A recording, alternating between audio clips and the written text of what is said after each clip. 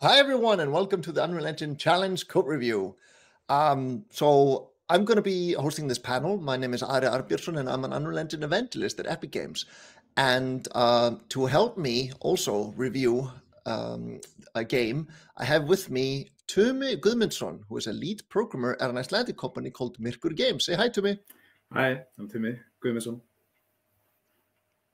So how this is going to work is that we have had people that have submitted their games. We pick the best ones, and then out of the ones that we pick, we give them all a prize. They're all the same. There's no one better than the other. It's just like the prize is that you will get a code review, and not just any code review. This is a code review as if you were applying for a company, and what kind of like the code review process would be like for when, trying to get a job. And I really believe that this doesn't only help make the process easier for the candidates. I think it also makes better candidates, because some people might think, Ari, aren't you cheating? You're helping people like be better at code reviews. But that's exactly what I want, because we are getting better because we are learning. So for this challenge, the challenge was to make a spooky auto shooter. Auto shooter is the genre that you might have heard of. It became quite kind of popular with Vampire Survivor. And then after that, we've seen a lot of other auto shooters popping up here and there. And the genre is quite diverse. It's like there's also mobile games. Anything basically that does auto shooting would be fine with. And these were the rules. Players can only control the character's movement. The weapons should shoot automatically. The players start with one default auto shooting weapon. And then you have different types. We had 3 enemy types you would have to have. They don't have to have different mechanics, but they do have to have different models and different health. And even, I can't remember if we asked them to do different damage or not, but at least different health and different models. And the game has to get progressively harder. The player has a health bar and can take a few hits before dying. Just, you can make, a health bar. And I wanted the enemies to drop experience, kind of like Vampire Survivors does it, which the player can then pick up. And then once you've leveled up, you're able to choose from a selection of power-ups. And just to add a little bit more add more functionality for us to review, we made it so that the game should save the highest score between sessions. So this was the challenge. And Tim and I will be reviewing the games, how well they introduced these, implemented these, And I think we should just start with the first game's winner that is presented by me. And I'm going to start by reviewing it. And the first game winner is by Khaled Youssef. I really hope I pronounced this correctly. So I think I should just immediately start the game. And we can test it, and I can start commenting a little bit about the game as it is. Okay, so this is the game. I run around. There's some boxes here that I can push around if I want. It's kind of like, oh, that's neat. And then you can see that there's these Unreal mannequins coming at me, which are like, the mindless enemies. And there's 2 of them. I don't know if you can see it, but we have both Manny. This is Manny over here, and also Quinn. Together they make Manny Quinn. We at Epic are clever like that. And as soon as you have gained enough experience to get 1 level, you can upgrade health, speed, damage, or fire rate. I like to upgrade the damage first, so that means that I can usually get these enemies in 1 shot or 2. Then as the XP rises to the next level, I would next go for fire rate. And then here we can see the Unreal Engine 4 mannequin coming at us. One interesting thing I noticed with this game is that I can actually use the boxes as a sort of shield. So that's kind of fun. And it's interesting. Wondering, well, the camera is like, it's also like, I'm using this also to, find bugs. So there we go. I died. My score was 1030. And there you can see it saved my best score since last time, 5690. Tim actually saw me get that score, so he can vouch for me. He can say, Ari, you actually did get that high of a score. So I'm not lying. I recommend I don't know if we listed the games anywhere, but they are available on itch.io. You can download them and you can try them yourself. And now to review it, the game does get hard quite fast, I must say. The difficulty curve comes up. And I want you also to notice the XP bar. The first time I kill an enemy, I get like 60% XP. And then the second enemy I kill, I get like way less and less. So it seems like the experience scaling it's not per level, but basically per enemy that you kill. It's interesting. What else did I write down? Oh yes. As the enemies are killed, I get the experience immediately. I do not. They do not drop it, and I cannot pick it up. So it didn't do that part correctly. And also, one thing is that if I die, which might take a while now because I've upgraded the damage so much, but once I'm dead, the enemies will keep spawning, even though I'm not doing anything. So if you leave it a while, they'll just keep spawning until the spawner can't place them anymore, and then you'll start getting blueprint errors. Luckily, those are just blueprint errors, and not C++ errors, and the game doesn't crash for it, but you will see it in the log like error. Actually, there's one more thing that I want to show you, and that is I managed to actually get on top of the box once by like putting myself into the corner like I did before, and I took a screenshot. What happens? So I'm standing on top of the box, and none of the zombies can get to me. But the thing is, I can't shoot the zombies either because I'm shooting over them, and then the level just eventually filled up like this. So that's another kind of like a little bug. But okay, cool. Now I'm going to go over the project structure and give some constructive feedback on it.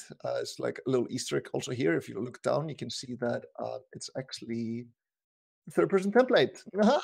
Try to reuse content wherever you can, because this is a code test, not a level design test. A little bit about the project structure. The game instance, if you were to think, where would that be? I would usually have like a folder called either BP for blueprints or core or something like that. But that one is actually in the save system folder. This is not an intuitive place to put the game instance. I would not think to look there. The game instance is like one of the core systems. Yeah, like I said, either the BP folder or a core folder or something like that. What else? I also noticed that like most of the functionality is actually, so this is using the third-person template. But if we go here to blueprints, you'll see that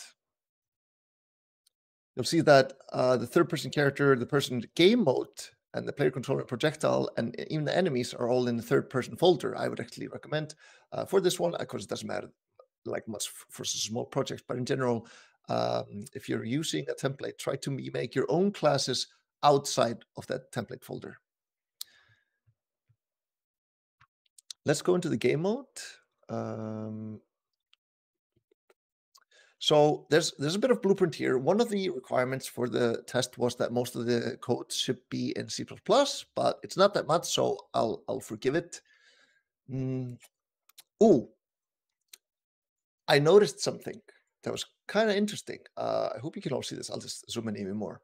That in the begin play, there's a function here called reset levels of level data, and then we have a player level object here. And if we look at it, it's a data asset that has health, speed, damage, and damage rate. So apparently, this is the object that is basically keeping the current health, the current speed, the current damage of the enemy. Of the player. But why at the beginning of the game are we resetting it if it's already 1 by default? And if we double-click this to see what it does, you can see that it's just calling health and speed and damage level all get 1. So that's a bit interesting, right? We wouldn't even need to reset it. Couldn't we just like do it like this and delete this? And I actually think I know what happened.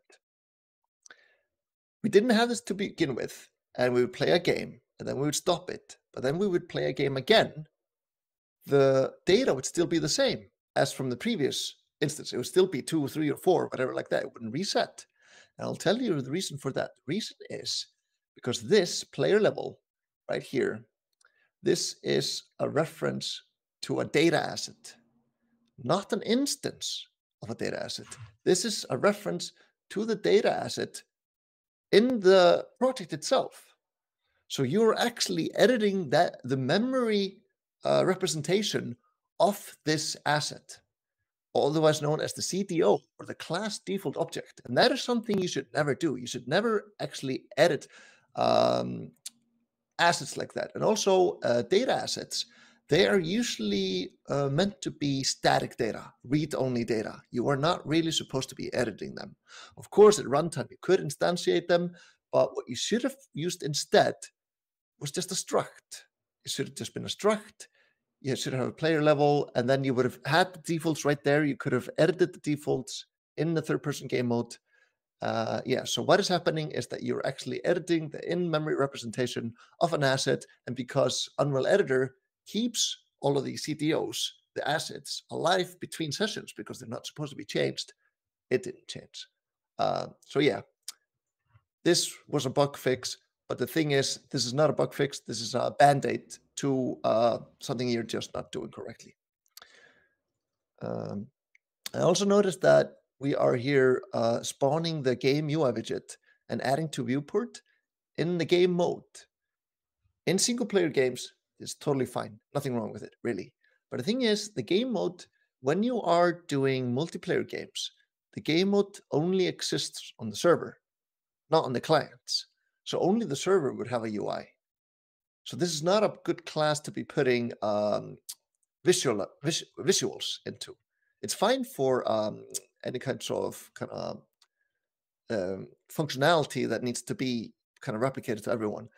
But visuals that are only pertaining to the player itself, you want to put that into a class that is maybe more suitable for that. So you might want to put it into, for example, player controller or even game instance, if it's supposed to be one per game instance, because every single game, whether it's server or the client, will have a game instance, but game mode only on the server. So the more you know. But like I said, in single player game, doesn't really matter.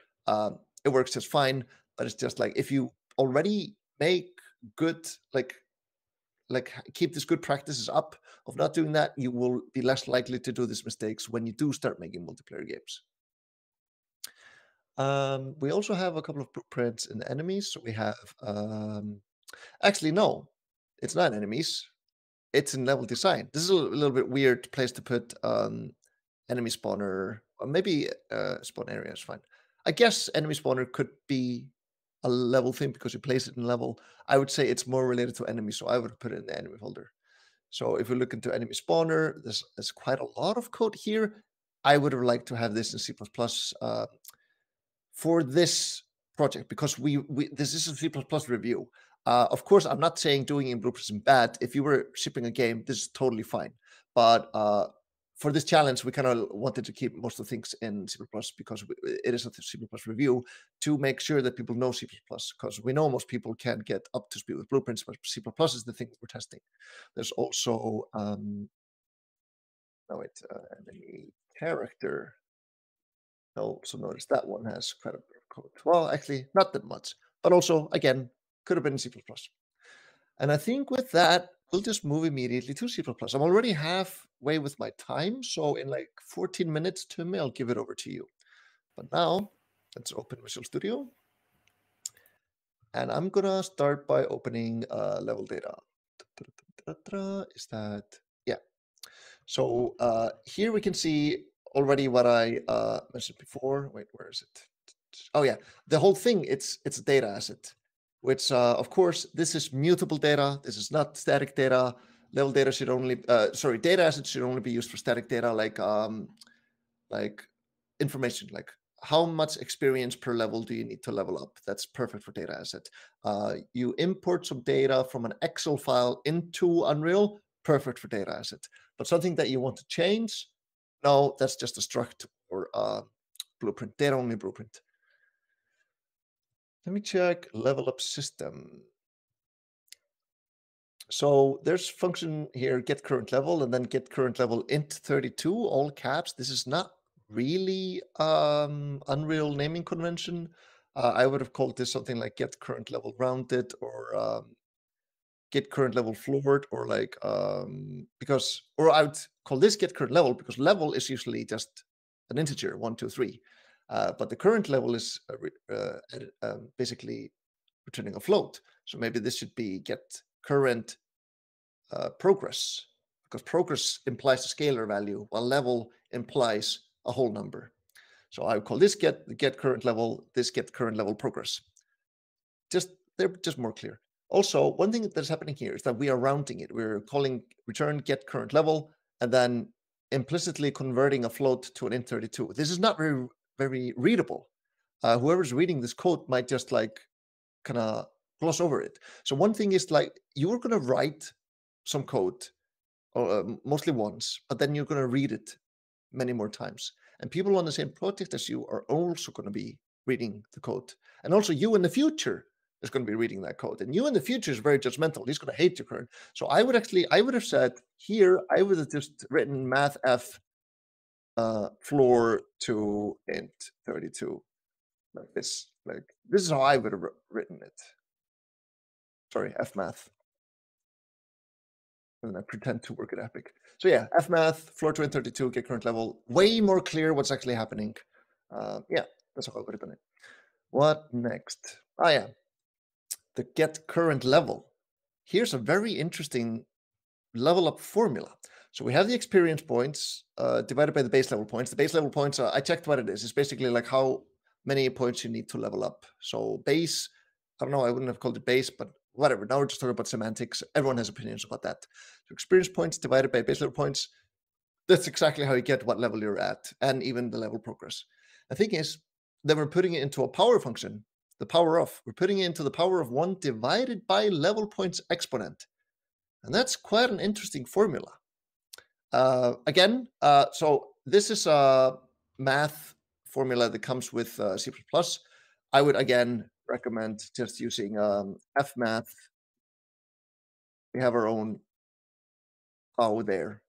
And I would have used this one instead. Just try to use the ones that come with Unreal when it comes to math instead of using anything that is like only specific to C++ or something like that. But yeah, so like actually like let's write down this formula just to show you a little bit what's happening. So we have, can I collapse this? Yes, I can. So we have experience points divided by, let's call it base. And that's the formula. And then we are putting it into the power of 1 divided by exponent. Let's call it EP, whatever.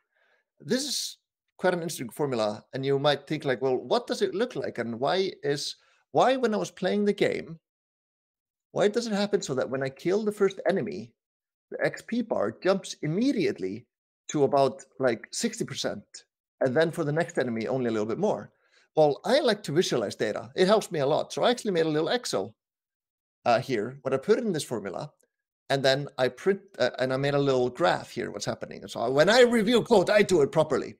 So here we can see level 1, and here we can see level 2, and then I have like ignore those.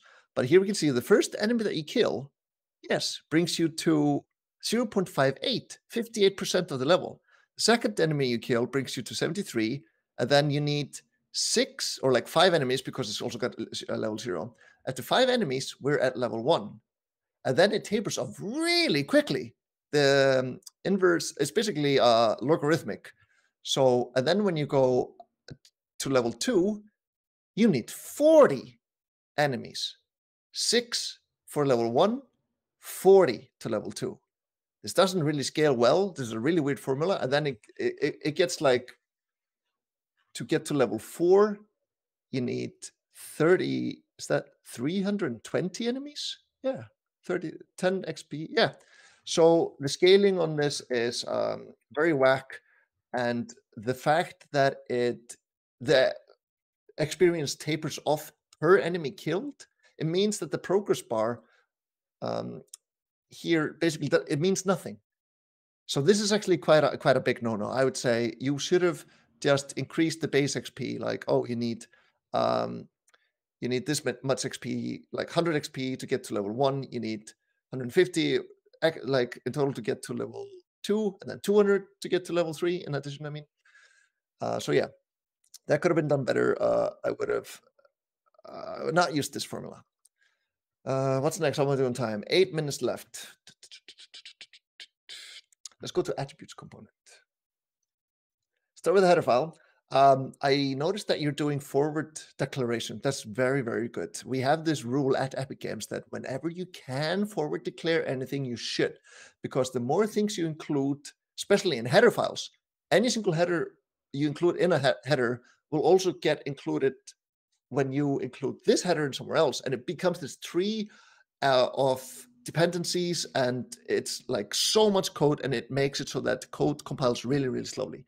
But if you replace declarations like pointer types, whenever you have a base character like this, C++ doesn't really care what it is because you're not trying to do a function or something like that. It just needs to know that it's the size of a pointer. And for that, we don't need the class. So we just forward declare it a base character. We don't need to import it. We don't need to include it. We don't need to compile it. And it just makes everything so much faster. But I noticed that you have base character forward declared, but then you're including it anyways. So yeah, that's weird. You should do either or, not both. What else did I want to say? Yeah. Oh, actually, one thing also.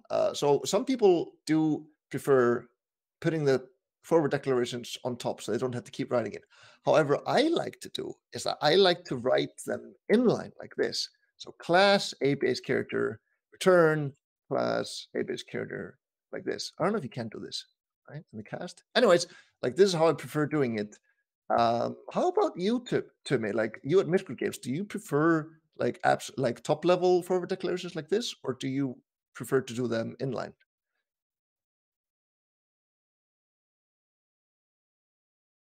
Oh no, Timmy disconnected. Well, he's got 8 minutes to come back. That's fine, because we're fine. I actually asked Timmy a little bit beforehand if this is how they do it. And he said himself he prefers to do them inline, but I don't think, well, let's just say I'm not going to be mad if anyone does this. This is still good. But when it's inline, there's Timmy again. Timmy, can you tell me, do you prefer to do them inline or on top like this, the forward declarations? Inline, usually. Inline. But you wouldn't be mad if someone in your company did it like this?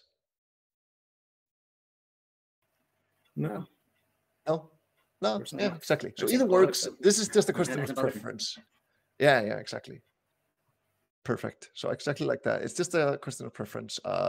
As long as you're doing it, that's great. You can choose which one you do usually. But of course, your project will probably have some kind of code style. You should follow whatever your lead, like what the project's code style is. I'm noticing you're using int32 everywhere. That's very, very good. There is also int like this, but that can vary the size between platforms. While int32 is always the int32, it's better to use int32 whenever you are doing anything that has to do with serialization or networking or anything like that, because it's always the same size. You don't want it to vary in size between platforms. And like when talking about that, it is good to just like have a habit of writing int32, and you're not going to have any problems. Look at this. So we actually have global defines here at the bottom. And this is a big no-no for anything that could be basically made to be designer data.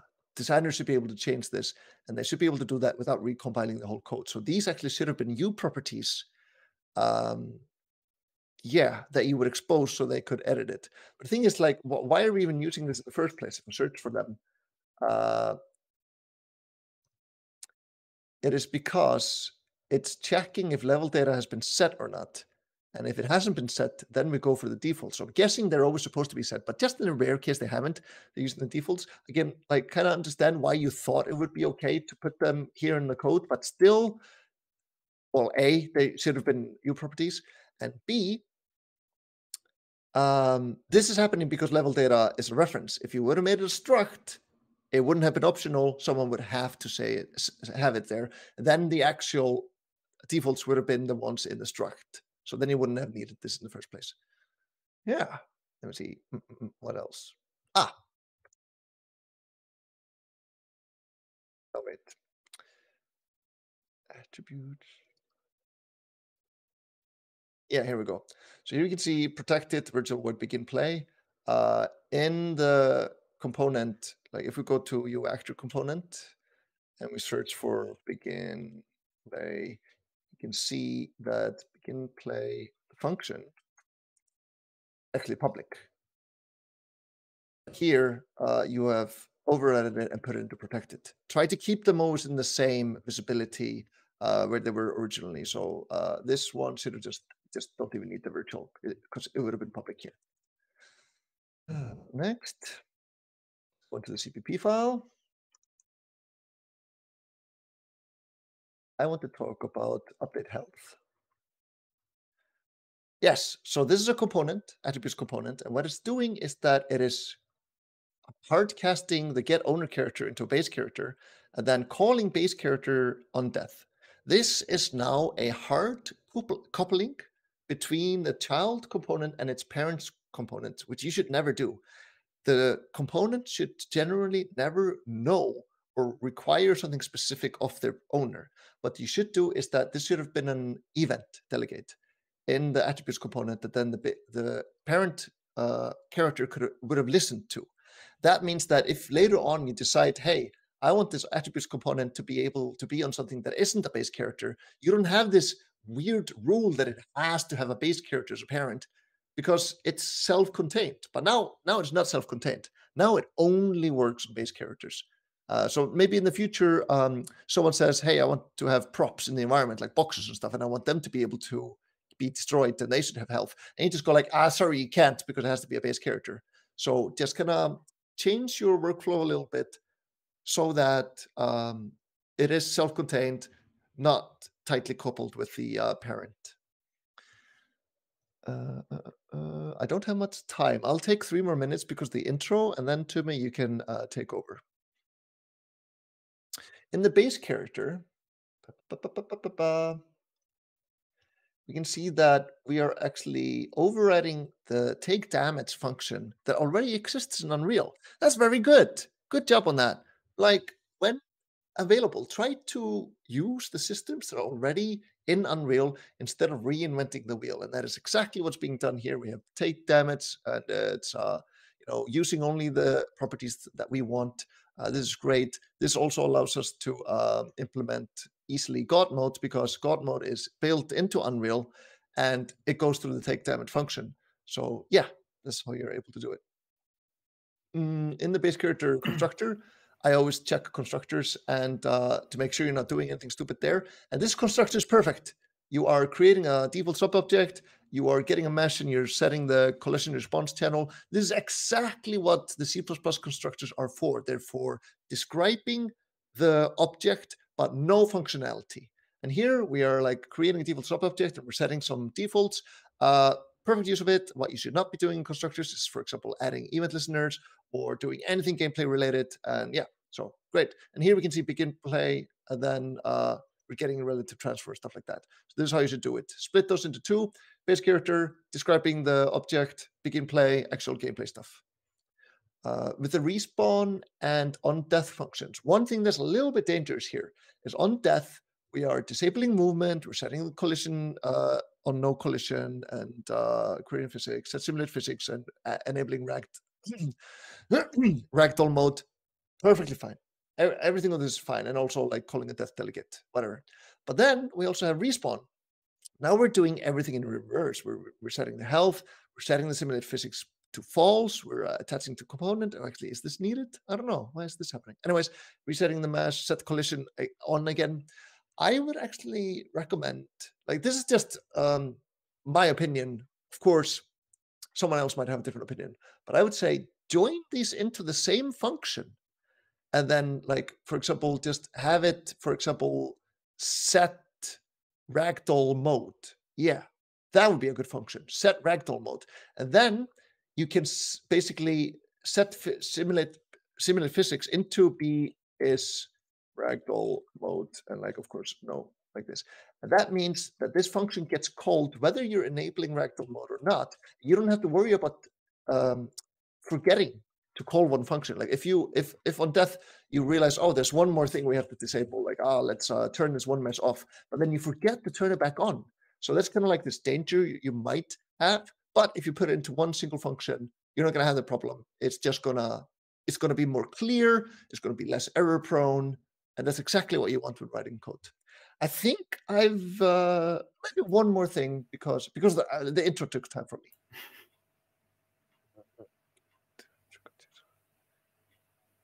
Okay. Let's go into player character. Yeah, I'm not even able to go through half of the things I wanted to say, but luckily I sorted them by priority. Where's the player character? Here. And the player character is... What did I want to say?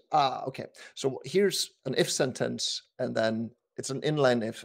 In the Epic coding standard, we actually recommend against this. We recommend you always put a bracket on its own line. This is the Epic way of writing this code. So this is no bueno. Because like one thing that might happen is like if many people are working on it, like someone might want to add a new line, and it might become like, something like, this, and only this happens because it's the if, and this one doesn't happen. It's just like, it's probably not going to happen, but there's the danger of it happening. And because of that, we just tell you like, hey, just always have it clear like this with the parentheses, stuff like that. Also, auto, we don't like to use auto unless for very specific cases. Here, this should have been overlap result like this. It makes it clear. Everyone reading it can immediately see what type it is when it's auto. And if you don't have good code complete, like maybe like the solution hasn't parsed yet, it's very hard to tell like, oh, wait, which struct is it already? Because I want to be able to like click the F12 on the auto. And here you can see it just says element type. What? But if we go into overlap result like this and press F12, it goes directly to overlap result. This is the class. So okay, I have taken my time now. I think, but otherwise, remember, you got a prize. This was one of the winning projects. You did really, really well. Everything that I'm just telling you are just things you could have done better. Good job still, and congratulations on winning. Actually, you know what? I was a little bit ahead of myself. I still have to share the next winner. Sorry about that, Timmy. Okay. Timmy! Yes. Do you want to take it away? Yes, I will. Stop the stream, I think. Did I stop the stream? Yes. How embarrassing. Oh my God. I was going to hide it and I stopped the stream. Can't believe you did this. I was going to hide this. There we go. Okay. Here we go. Okay. Take it away, Timmy. So, I'm Timmy. I'm a lead programmer at Mythic Games, and I'm going to be presenting the next game. Should I go next already? Yes. Are you ready for it? Go next. Yeah, I'm ready. And the winner is... Sorry, I forgot that. Anandaraman Govindasamy. Hopefully that was correct. But he made the game Escape, a top-down shooter, auto shooter, which has some conflicting stuff in it, but overall a good game. And then I share now, right? Let me see. Yes, you do. So I'm just going to do the same as I. Just going to start playing the game. Oops. Okay. So this is a auto shooter in a way that it doesn't play as most of us know auto shooters. So you turn, so you don't shoot at the enemy automatically in a way. So it's only when you're aiming at the enemy. Killing these enemies, they drop these loot, health and experience. Then, so there's no levels in the game, but you can then use this experience to, let me just, it will take some time to get there, but you use this experience to basically buy perks. So these are just buffs, and there's two of them.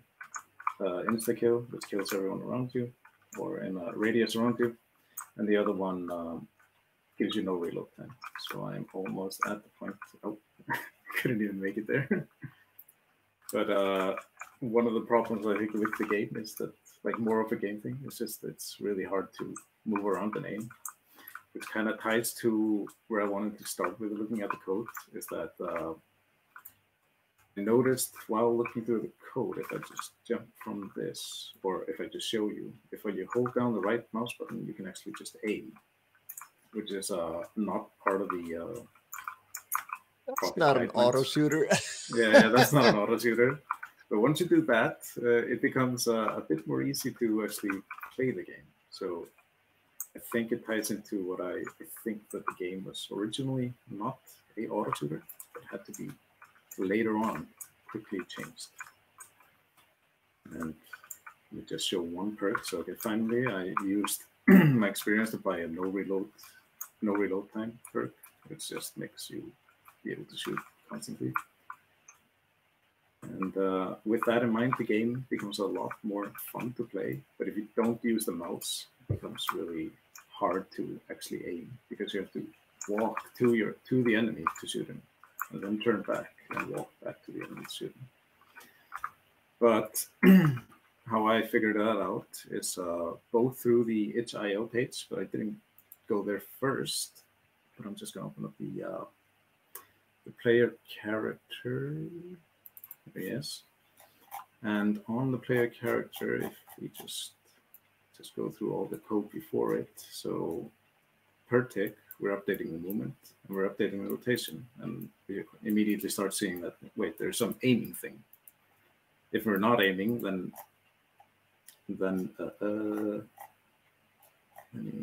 I actually need to explain one other thing.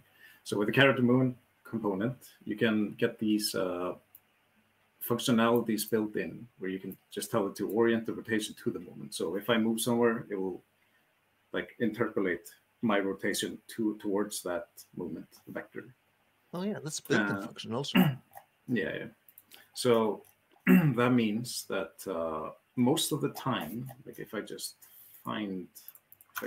search for the references, find for the references of this class, we can see that it's being changed. So when we're aiming and released, then we orientate rotation to movement.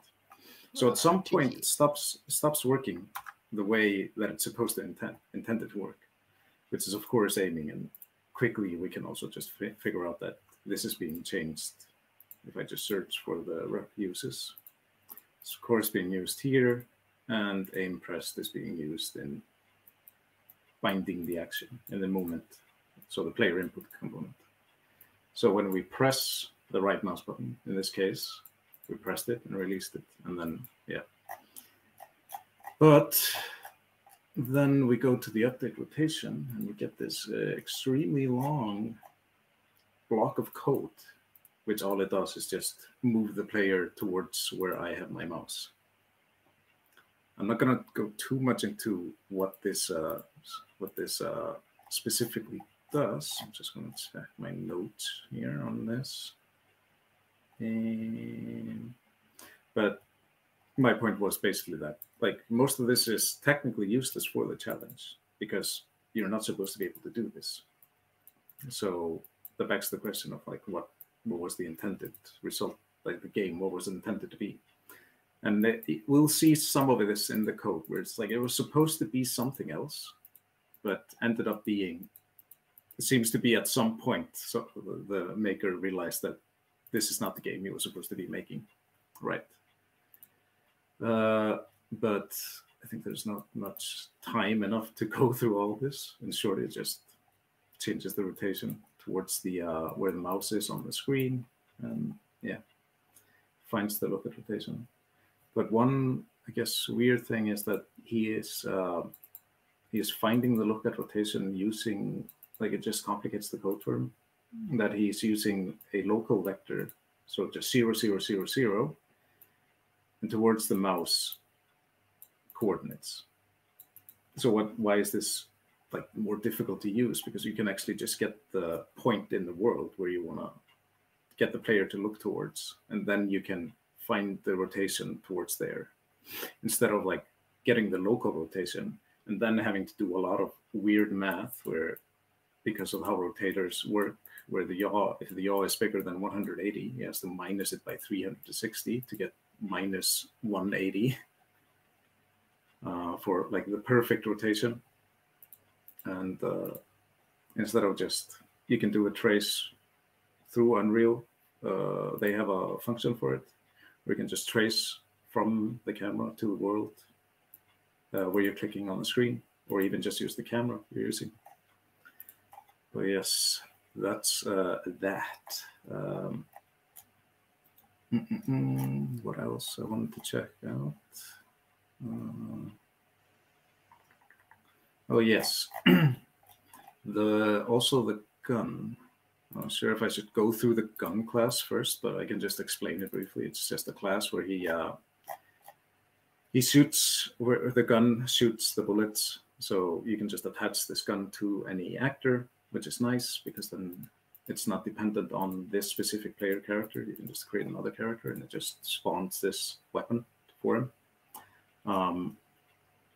But at the moment it is using a child actor component, and specifically it's not that bad to use a child actor component. It does what you want it to do. It spawns an actor and you can use that actor and also change the class of it on runtime.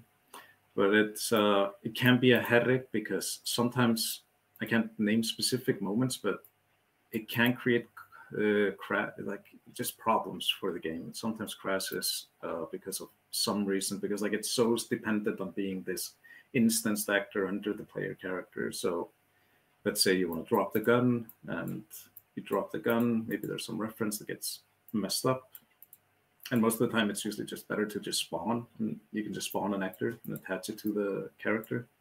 And then you can just freely work with that thing, because that, instead of having this component that it's really dependent on, this component really wants this actor to exist. So instead you can just spawn this actor yourself and manipulate it freely. And then I also wanted to check out the gun. So in the gun does what a gun does. It fires, it reloads, and yeah, as a gun should do in a game. But one thing I thought was weird is that on begin play, he starts a timer. This timer is basically just tracing every 0.1 second. And when the timer triggers, it goes to a line trace. And in the line trace, it just starts firing and says, hey, I'm firing right now. And I'm just going down the functions here. And then it says, hey, shoot this weapon. So most of the ifs are fine. Spawns an emitter, everything is okay. But like there's not much problem with the code itself, other than effectively, like I think it is nicer for the code to be just like this timer. It could just be fire gun or shoot fire gun or something. And in that timer, it triggers then 0.1 seconds, because you are tracing anyways every second. So you might as well just kind of combine it. So you can just trace, and if you hit something, you should shoot. Instead of like you have to trace, you set something as, yes, it's now shooting, and then it goes into another thing and has to check there, like, oh, do I have a target? Should I shoot? Because it could all just be combined into effectively one function or two functions, however you want to break it apart. But it makes it a bit harder to figure out, like, because we've had this problem where it's like, because it's so many functions being called so many places, with timers specifically, is that there's one place where we find the target, which is okay. But in a game like this, it's like we basically want to do both at the same time, because like if we have a target, we're always shooting. If we don't have a target, we're never shooting. So you might as well kind of just combine it together just to make the flow of the code easier to read. Otherwise, you kind of have to jump down into line trace. Okay, and from line trace, I go to start fire, and then on fire, I have to check that out. And then where do I shoot again? It's like, okay, here we go, back to the timer. So it's easier. It's nicer if it's just kind of together. So, and then I wanted to also check out the enemy character. I liked that class. It was good, but I had one problem where in the constructor we're trying to find the player and the game instance. Oh no. Yes. Oh, no. This works in this specific case, but you can have the problem of course, you shouldn't have this here, but this can lead to crashes where specifically in other places in the code, because like the player is never set anywhere else. It's just in the constructor. So if the player exists, it's dependent on the constructor actually constructing when the world exists. And you can never expect the world always to exist, whenever the class is constructed. So don't do this. Instead, put this into the begin play, because then you're more guaranteed to actually have this exist. The funny thing is, the game instance is most likely to exist because the game instance is always created once the game except when the CTO gets created, because the CTO runs first before the entire game starts. So the CTO will try to run this code also, which is no bueno. That's what I mean. It's like it's theoretically more likely to exist, but I would say never do this. Then the other thing was that per tick, I would recommend not to. So because these enemies, they have these widgets on top of them. I just show them. So when I'm aiming at the enemy, it has this widget that shows up on top of them. But when you in the code, what it's doing is it's just a component, a widget component, which is fine. But I would advise against using the tick function to set any visibility on any widget, because it will lead to so many problems later down the line, especially with UI stuff. It can happen with anything, really. But you specifically don't want to be using tick to determine like event states. So in this case, it's like, should this marker be visible? It's only if I'm a target. And you know when it becomes a target and when it doesn't become a target. Exactly. So it should just be events. Yeah. It could be a delegate. And exactly. Like this leads to problems where, like, specifically, let's say you want a health bar to be visible without the target being there. That means now you have kind of no way of figuring that out, because it's per tick checking, am I a target?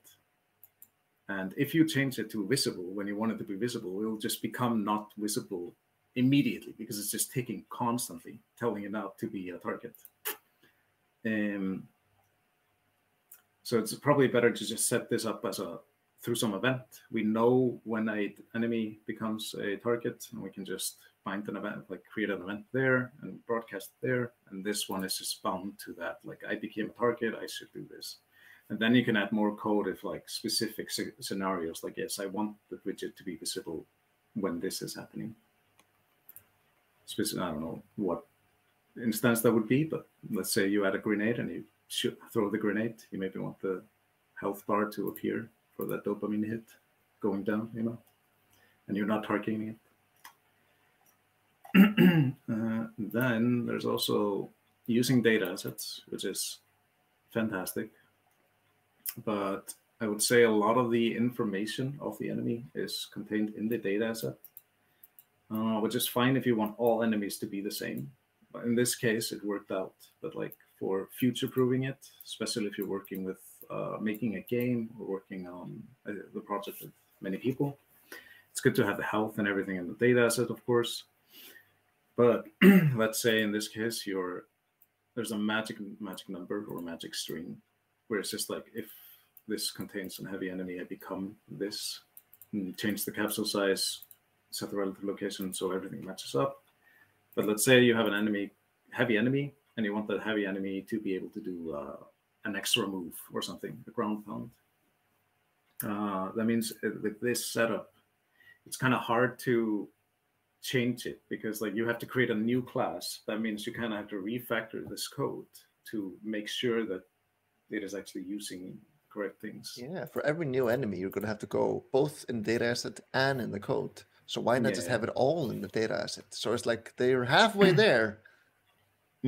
Because like the main, I think, at least for me, what I've learned, Ari can maybe comment on this, is that like data assets are nice to work with, especially with a lot of people, because we're working with source control, and you edit an enemy, and that enemy gets locked out. No one can touch him. But with data assets, someone can still work on the enemy, and someone else can still be a designer or something, can be changing these values at the same time. Because I think most of the time when someone is working on a character, they want to be changing maybe functionality on the enemy itself, not specifically the values, like the numbers and everything. But still, from the enemy character, I'm just going to jump onto another thing. I think most of the rest was just pretty good. I liked it. I guess I'll just go down another rabbit hole. With the pickup actors, or no, I think no, sorry, it's the enemy itself. So at the moment, this game doesn't support you putting in an enemy like default, because no enemy is set up.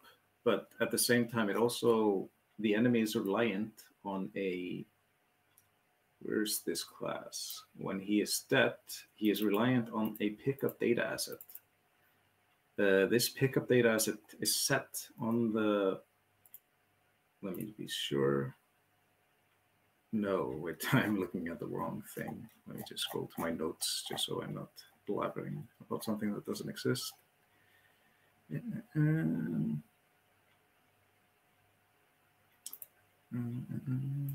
Where's it? Sorry about this. Spawn pickup. Oh yeah, sorry. The pickups itself. I think that was the problem. And I think also the enemy. I just have to find. I think it's in the enemy spawner. But they both have the same problem where they can't determine what they are without anyone else. So in this case, we're spawning a pickup, or he is spawning a pickup, and the pickup doesn't really know who it is. So if you want to spawn a pickup, you always have to tell it what it is. So what is the problem with that is that, let's say every object that will spawn a pickup in the game, let's say you add breakable boxes or something, those actors also have to keep all of the data as a data for the pickupable. So that means when you spawn a pickup, let's say you just want to spawn a pickup, because especially working with a lot of people, most people just assume that this pickup is just fully ready. It'll just take care of itself. You will have to spawn it, and then you also have to tell it that the data asset is this specifically, And this is also done through like spawning an actor deferred, which is pretty cool. So instead of spawning the actor normally, you just spawn it and tell it when it's done spawning. So then it runs the begin play functions, which of course ties into here that it expects the data asset to be ready. So if there's no data asset, the pickup doesn't do anything.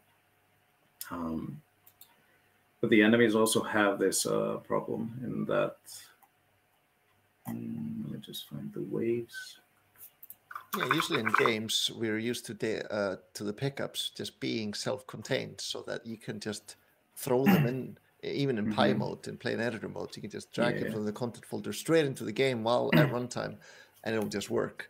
And it's also easy to creating debug functions, because there are debug functions within Unreal in the console where you can spawn a class just using text. And this means that you can never easily spawn any pickup, because it always requires this extra data to be set. So instead of having a data asset that you need to link in, just create a child blueprint, and the blueprint already has this data asset, something like that. And then if you want, you can override it, Especially, yeah.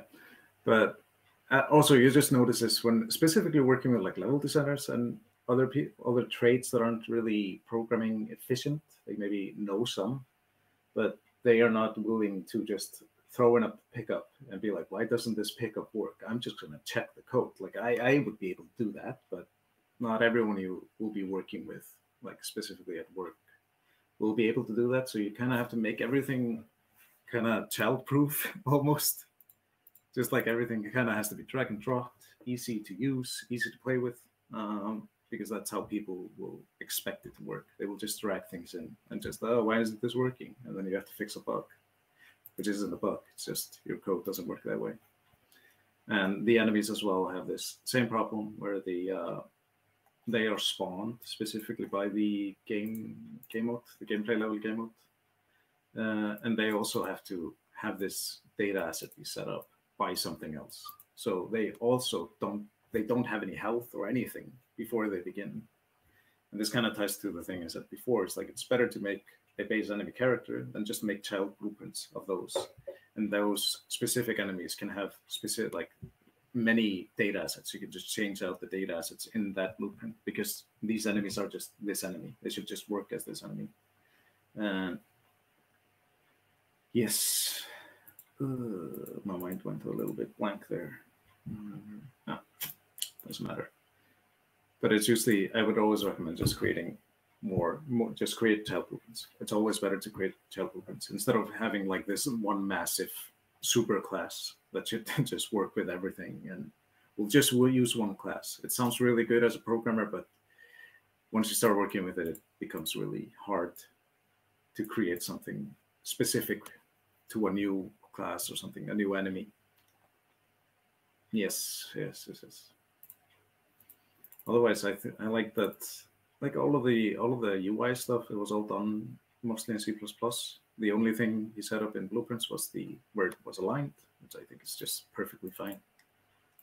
Yeah, controllers mostly just he had one specific purpose: moving to the actor.